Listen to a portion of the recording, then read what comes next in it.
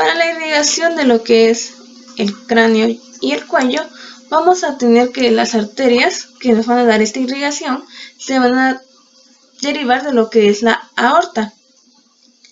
Vamos a tener que de la porción derecha o del lado derecho, estas arterias se van a derivar de lo que es el tronco brachiocefálico. De ese tronco brachiocefálico se van a dividir otras arterias, las cuales van a ser la arteria subclavia y la arteria carótida común. Del lado izquierdo vamos a tener que estas arterias van a derivar directamente de lo que es el saco aórtico. Como podemos observar aquí, la carótida común izquierda va a derivar directamente. Tenemos que la carótida común, que es por la cual vamos a iniciar, no va a tener lo que se llaman ramas colaterales, sino que va a tener solamente ramas terminales. Esas ramas terminales van a aparecer, o la carótida común se va a bifurcar a nivel de la cuarta vértebra cervical. Las dos ramas terminales de la carótida común van a ser la carótida común interna y la arteria carótida común externa. Esta arteria carótida común externa va a ser la que va a irrigar la mayoría de las estructuras externas del cráneo, a excepción de la órbita y la porción de la frente. Estas van a recibir la irrigación de lo que es la arteria carótida interna. Vamos a tener que la arteria carótida externa va a tener ramas colaterales. Una de estas ramas va a ser la tiroidea superior, la cual va a irrigar la región infrahioidea, la laringe, el polo superior de la tiroides. Así también vamos a tener una arteria que se va a denominar arteria lingual, la cual va a irrigar la región suprahioidea, la lengua, las encías y la glándula sublingual. Vamos a tener que otra de las ramas de la carótida va a ser la arteria facial. Esta se va a originar aproximadamente 5 milímetros sobre la arteria lingual. Este trayecto va a pasar por detrás del vientre posterior del músculo digástrico, el músculo estiloideo y la glándula submandibular. Esta arteria asimismo va a tener ramas y una de estas va a ser la arteria palatina ascendente. Esta va a ascender por la pared lateral de la faringe y va a pasar por debajo del músculo estilogloso. Esta arteria palatina nos va a dar igual una rama, que va a ser la rama tonsilar. Esta rama tonsilar va a ingresar a lo que es la pared de la faringe y va a irrigar a lo que son las amígdalas palatinas y a una porción posterior de la lengua.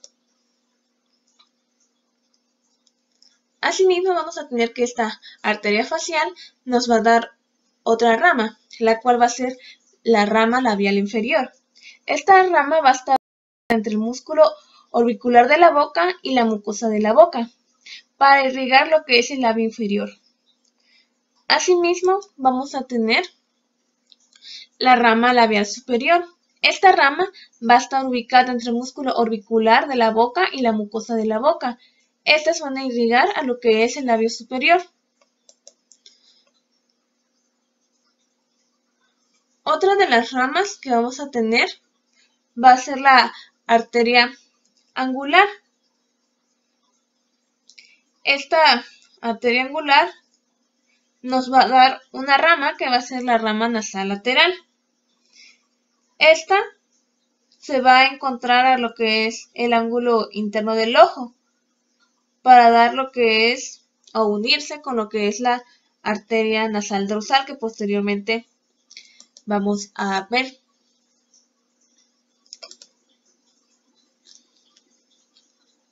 Asimismo vamos a tener otra rama de la carótida externa, la cual va a ser la arteria occipital. Esta va a irrigar el cuero cabelludo y algunos músculos del dorso, asimismo a la oreja. Otra de las ramas que vamos a tener va a ser la arteria auricular posterior. Esta va a irrigar a la región mastoidea y asimismo va a irrigar a la oreja. vamos a tener que esta carótida común externa va a tener ramas terminales. Una de estas va a ser la arteria temporal superficial, que va a irrigar a la cara lateral, a la glándula parótida, a la oreja y al conducto auditivo externo, así también a la región frontal. Y vamos a tener otra rama terminal, que va a ser la arteria maxilar. Es la más importante de la carótida externa y se va a originar a partir de la bifurcación a nivel de la parótida. Esta adopta un trayecto anterior y se ubica entre el cuello del cóndilo mandibular y el ligamento esfenomandibular. Vamos a tener que esta arteria maxilar igual va a tener ramas. Una de las ramas que vamos a tener va a ser la arteria alveolar inferior. Se va a originar cerca del cuello de la mandíbula. Va a ser una rama descendente que va a correr entre la rama de la mandíbula y el músculo pterigoideo medial. Otra rama va a ser la arteria meningea media. Esta arteria va a ser una rama ascendente. Se va a ubicar en dirección medial al músculo pterigoideo lateral y se va a dirigir hacia el foramen espinoso. Pasando por este foramen se va a dirigir hacia lo que es la fosa craneal media. Esta va a emitir lo que es una rama accesoria, que se va a llamar arteria meningea accesoria. Esta va a irrigar a lo que es la trompa auditiva.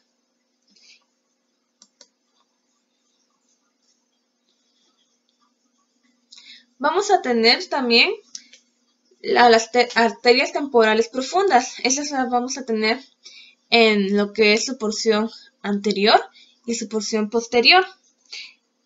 Estas van a irrigar a lo que es, van a irrigar a lo que es el músculo temporal y propiamente se van a ubicar en lo que es la fosa temporal.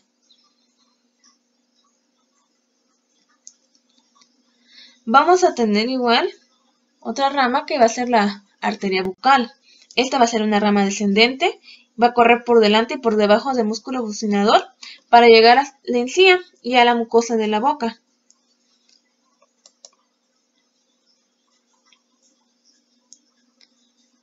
Otra rama va a ser la arteria infraorbitaria. Esta va a ingresar en la órbita a través de la fisura orbitaria inferior. Va a correr por el surco infraorbitario de atrás hacia adelante y va a pasar por el conducto infraorbitario. Este finalmente va a salir hacia lo que es la región de la mejilla por el foramen infraorbitario.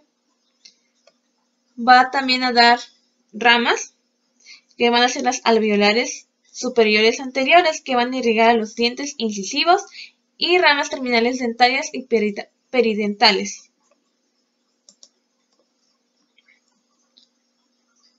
Otra de las ramas de la arteria maxilar va a ser la arteria palatina descendente. Esta arteria va a ingresar por el conducto palatino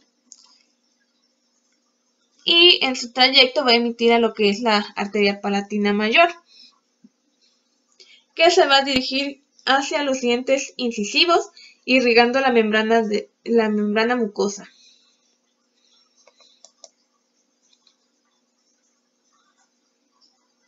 Otra rama de la arteria maxilar, que esta va a ser su rama terminal, va a ser la arteria esfenopalatina, la cual va a pasar por el foramen esfenopalatino para ingresar a la cavidad nasal. Aquí se va a dividir en arterias nasales posteriores laterales y las ramas septales posteriores. Aquí podemos observar las ramas septales posteriores. Estas van a irrigar a la porción inferior y posterior del tabique nasal.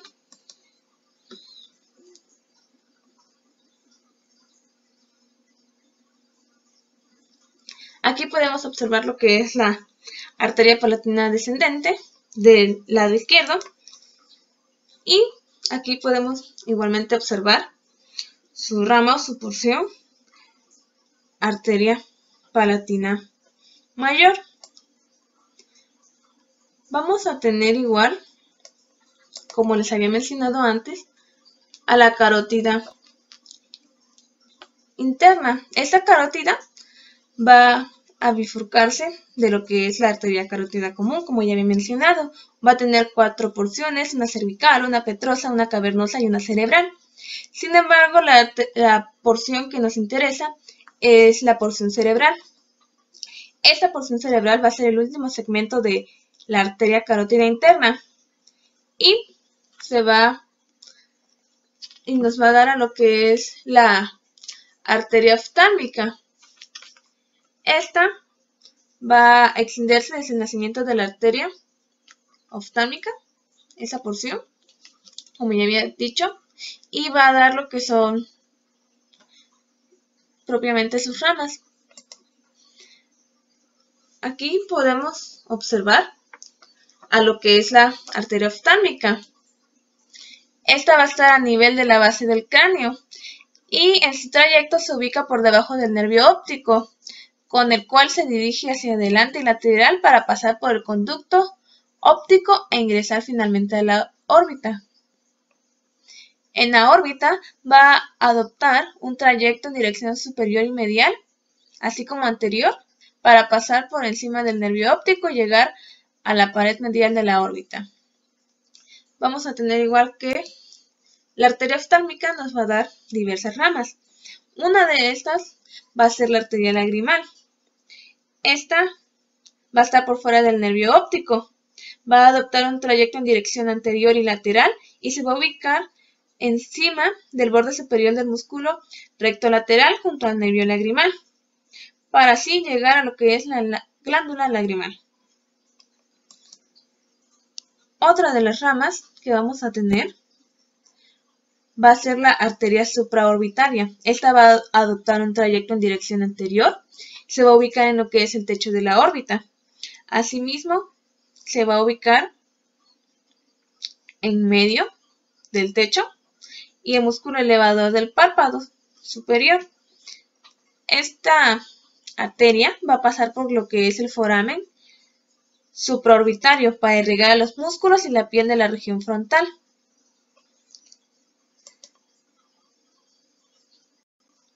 Otra rama que vamos a tener va a ser la arteria etmoidal anterior, que se va a dirigir hacia el foramen etmoidal anterior. Va a pasar junto con el nervio correspondiente para así llegar a la fosa craneal anterior y se va a ubicar por debajo de la dura madre.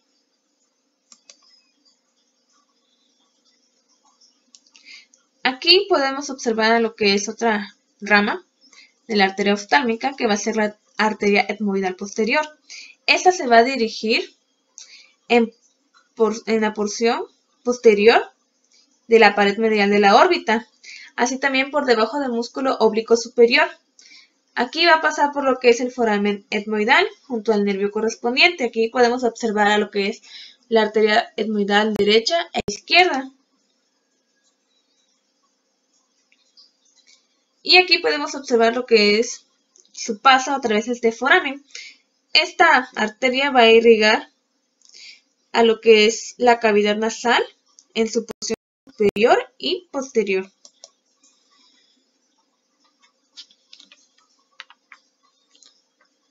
Otra de las ramas va a ser la arteria supratroquear. Esta es una de las dos ramas terminales de la arteria oftálmica. Esta se va a originar a nivel de la porción anterior y medial de la órbita. Va a ascender y pasar por el surco frontal y va a irrigar finalmente a lo que es la región frontal. Otra de las ramas terminales va a ser la arteria dorsal de la nariz. Esta va a descender entre la tróquea del músculo oblicuo superior y el ligamento palpebral medial. En su trayecto va a lo que es unirse a la arteria angular. Como podemos ver, ya había mencionado yo que esta arteria angular era una rama terminal de la arteria facial. Vamos a tener igual, para finalizar, el trayecto de lo que es la arteria subclavia. Esta arteria subclavia nos va a dar igual ramas colaterales. Una de estas ramas colaterales va a hacer lo que es el tronco cervical. Este tronco cervical asimismo va a dar diversas ramas, pero este tronco se va a originar a lo que es a nivel de la cara superior de la primera porción de esta arteria. Va a tener un trayecto ascendente y va a pasar por el borde medial del escaleno anterior. Las ramas de este tronco van a ser una de las más importantes, que es la arteria tiroidea inferior. Esta va a iniciar su trayecto en su porción vertical medial al escaleno anterior y lateral a la arteria vertebral. Asimismo, a partir del tubérculo carotidio adopta un trayecto transversal en dirección medial y va a pasar por delante de la arteria vertebral y del tronco simpático cervical.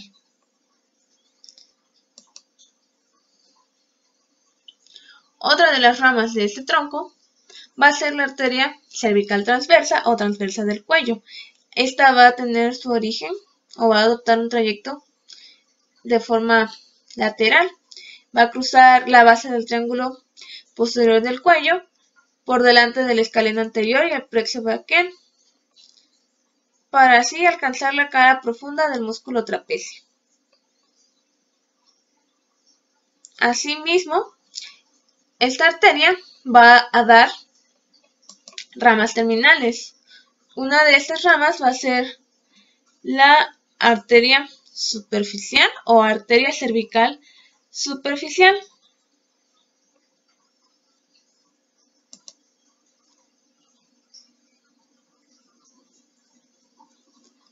Otra de las ramas va a ser la arteria supraescapular. Esta arteria supraescapular va a recorrer la porción inferior del triángulo cervical posterior en dirección lateral. Esta va a seguir el borde inferior del músculo homoideo.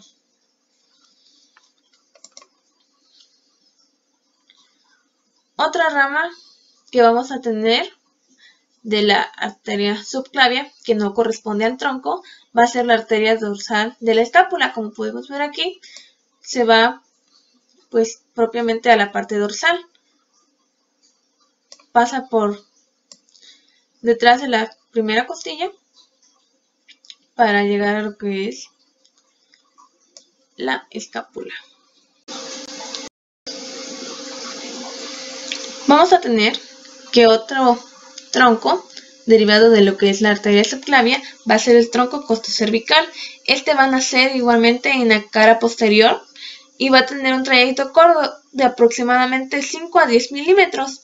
Este se va a dividir en sus dos ramas terminales, que van a ser la arteria cervical profunda y la arteria intercostal suprema, que van a irrigar a los músculos suboccipitales profundos y los dos primeros espacios intercostales respectivamente.